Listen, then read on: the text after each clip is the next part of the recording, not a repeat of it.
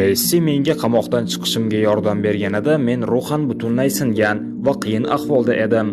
Minnatdorchilik bildirish uchun men uning yoniga bordim va u menga o'zining imzosi tushirilgan Barselona futbolkasini sovg'a qildi. Futbolkada uning imzosi va boshqa futbolchilarning imzolari bor edi. U menga "Sen uni sotishing mumkin. Men aloqaga chiqqan sayt uni sendan sotib oladi", dedi. U aytgan sayt menga qo'ng'iroq qilganida "Bu do'stimning sovg'asi va men buni sotmayman", dedim. Men saytga futbolkani sotmoqchi emasligimni aytsam ham ular menga pul yuborishganini ko'rdim va ularga qo'ng'iroq qilib "Nega menga pul yubordinglar? Men axir sotmayman dedim-ku", deb so'raganimda ular "Messi bizga shunday qilishimizni aytdi. U bizga xuddi siznikidek boshqa futbolka berdi", deyishdi.